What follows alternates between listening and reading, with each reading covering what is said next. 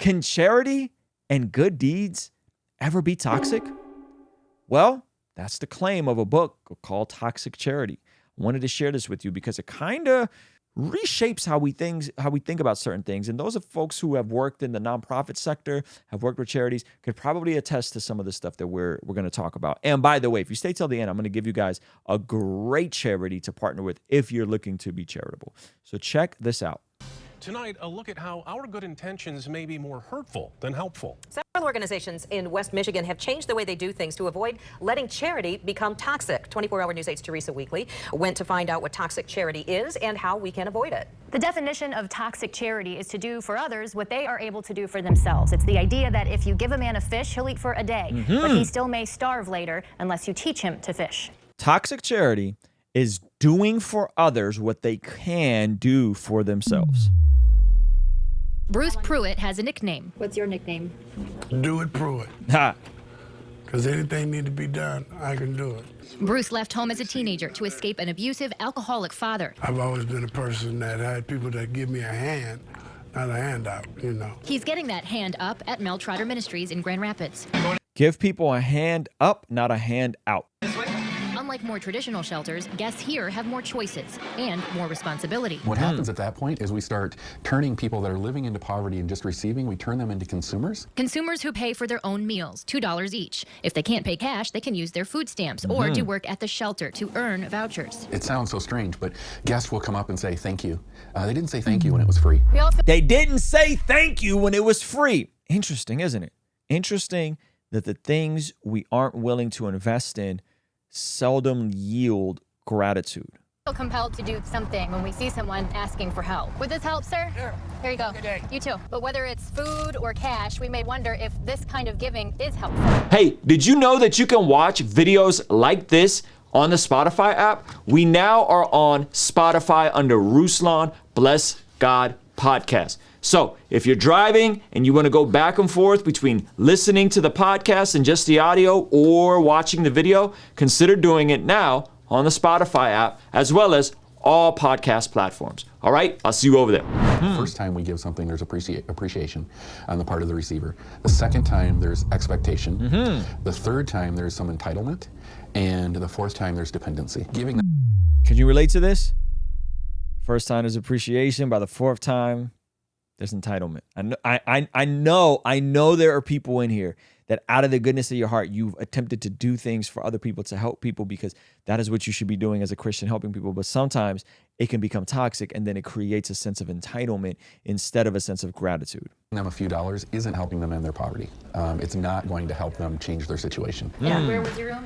I lived right there in 209. Megan grew up in West Michigan in a middle-class family. She never thought she'd end up in a homeless shelter, but using alcohol to deal with depression and anxiety caught up to her. I had like 3 days to figure out where I was going. I was calling all over, just not sure where to go. Megan was embarrassed to ask for help. The opportunities at Mel Trotter to be a part of her own recovery made her feel better about accepting it. And I was doing that 20 or 30 hours a week, and it gave me a sense of purpose. It gave me that dignity back that I didn't realize how low I felt about myself and how little I thought of myself until I started climbing back out of that pit. Wow. It's been almost a year since Megan first walked through the doors here. Now she has a job where she was recently promoted and lives in her own studio apartment. Come on. Oh my gosh, it's so tiny, but I love it. I love it. You can go in there, shut the door. I mean, on my days off, I just sit in the corner by the window and read, and it's just quiet. Mel Trotter developed a toxic charity team to make sure the tactics are truly helpful. Let's go. Instead of a Christmas toy giveaway, they now have a Christmas store. Instead of giving away toiletries and clothes, guests use earned vouchers to pay for it. Come on. Bruce is working on building his own ministry. But because of Mel Trotter sowing into my life, that causes Bruce to sow into the lives of the people that he come in contact with. Let's go, Bruce. It's a wonderful thing. He plans to do that the same way it was done for him, by giving a hand up. There are quite a few agencies in West Michigan modeling this approach. They stress that there is a difference between a crisis and chronic poverty. They will always help someone in a crisis. But when you keep giving that same thing, even after the crisis is over, that's when the charity becomes toxic. I gotta pull that back. Listen to what she says. This is so good. They stress that there is a difference between a crisis and chronic poverty. There's a difference between a crisis and chronic poverty. There's a difference between a crisis and chronic poverty. Chronic poverty is oftentimes attached to mindset and lack of discipline or bad discipline. A crisis, someone is man, something happened. We lost our place. We don't know what to do, right? That's different. But if you see someone constantly from economic crisis to economic crisis, that becomes chronic poverty. That's about mindset. That's about discipline or lack of discipline. That's a different thing. Hey, you want to see something kind of crazy? Over 75% of the people that watch this channel are not subscribed. Please consider subscribing and turning your bell notification on so that you don't miss anything we have going here. Now, I want to show you guys a highlight you guys a nonprofit. This is probably my favorite nonprofit because with nonprofits, they did a study and there's actually a book written about this. A total of $1 trillion sent to the collective continent of Africa.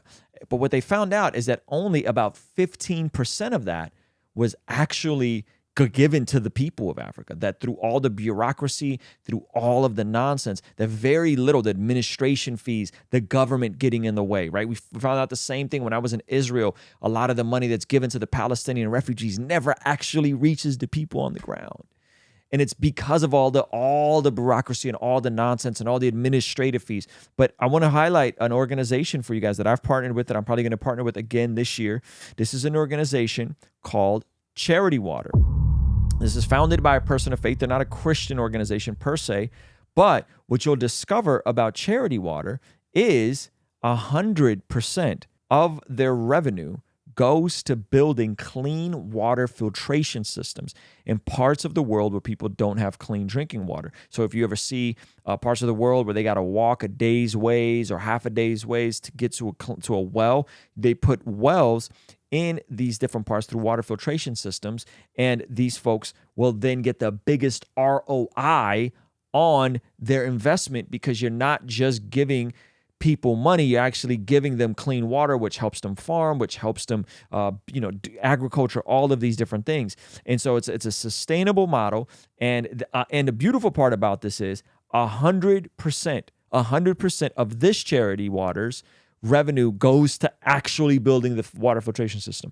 They have a whole separate nonprofit that they raise money for the administrative fees. But when you give to Charity Water, 100% goes to Charity Water. And if you go through their website, you'll understand why water. So let's look at something, right? Let's look at this real quick. Right, nearly 1 in 10 people worldwide, or twice the population of the United States, the majority live in isolated rural areas and spend hours every day walking to collect water for their family. Not only does walking for water keep children out of school or take up time that parents could be using to earn money, but the water often carries diseases that can make everyone sick. But access to clean water means education, income, and health, right? So this is an organization that when you look at all the trickle-down effects of this, it's completely amazing. And so if you're looking for an actual charity that's, I think, doing the right thing of giving people the tools to harvest their land, the tools to plant, the tools to garden, the tools to do all these things, Charity Water is a good one, and I love their work. So I want to hear from you guys, though, in terms of what nonprofits do you partner with? Are there any that you partner with? Let me know in the comments section because I do want to hear from you guys with regard to that.